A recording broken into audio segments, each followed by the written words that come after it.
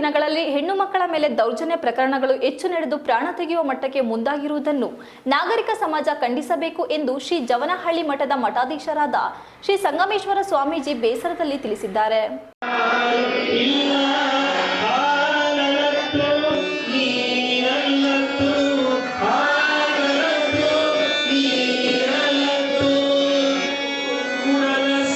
ನಗರದ ಧ್ಯಾನಧಾಮವೆನಿಸಿದ ಶ್ರೀ ಜವನಹಳ್ಳಿ ಮಠದಲ್ಲಿ ಸಂಜೆ ನಡೆದ ಹುಣ್ಣಿಮೆ ಕಾರ್ಯಕ್ರಮದಲ್ಲಿ ಆಶೀರ್ವಚನದಲ್ಲಿ ಮಾತನಾಡಿ ಹೆಣ್ಣು ಮಕ್ಕಳ ಮೇಲೆ ದೌರ್ಜನ್ಯ ಪ್ರಕರಣಗಳು ಪ್ರಾಣ ತೆಗೆಯುವಂಥ ದುಷ್ಕರ್ಮಿಗಳಿಂದ ದುಷ್ಕೃತ್ಯ ಹೆಚ್ಚಾಗಿದೆ.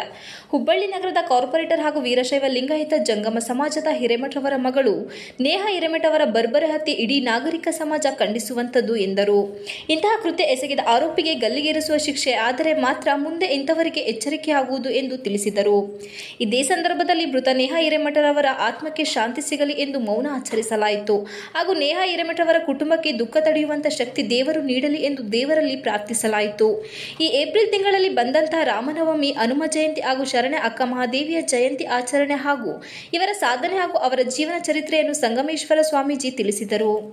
ಕಾರ್ಯಕ್ರಮದಲ್ಲಿ ಹಾಸನ ತಾಲೂಕು ಅಖಿಲ ಭಾರತ ವೀರಶೈವ ಮಹಾಸಭಾದ ಅಧ್ಯಕ್ಷರಾದ ಕಟ್ಟಾಯ ಶಿವಕುಮಾರ್, ಯುವ ಘಟಕದ ಅಧ್ಯಕ್ಷರಾದ ಅವಿನಾಶ್, ಹಾಸನ ಜಿಲ್ಲಾ ವಿಷ್ಣುವರ್ಧನ ಅಭಿಮಾನಿಗಳ ಸಂಘದ ಅಧ್ಯಕ್ಷರಾದ ಮಹಾಂತೇಶ್, ಗಂಧದಕೋಟೆ ಸರ್ಕಲ್ ಶಿವಕುಮಾರ್ ಸ್ವಾಮೀಜಿ, ಅಭಿಮಾನಿ ಸಂಘದ ಕುಮಾರ್, ಹಾಸನ ಜಿಲ್ಲಾ ಪ್ರಿಂಟಿಂಗ್ ಪ್ರೆಸ್ ಸಂಘದ ಅಧ್ಯಕ್ಷರಾದ ಚಂದ್ರಣ್ಣ, ಹನುಮಂತೇಗೌಡ ಹಾಗೂ ಶ್ರೀ ಜವನಹಳ್ಳಿ ಮಠದ ಭಕ್ತರು, ಅಭಿಮಾನಿಗಳು ಭಾಗವಹಿಸಿದ್ದರು.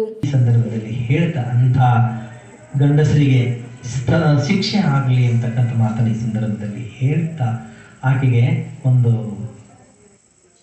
ಶಾಂತಿ ಶ್ರದ್ಧಾಂಜಲಿ ಮಾಡಿ ಈ ಕಾರ್ಯಕ್ರಮವನ್ನು ಮುಂದುವರ್ಸೋಣ ಅಂತಕ್ಕಂಥ ಮಾತನ್ನು ಹೇಳಿ ಒಂದು ನಿಮಿಷ ಹಾಗೆ ಕುತ್ಕೊಳ್ಳಿಯಲ್ಲೇ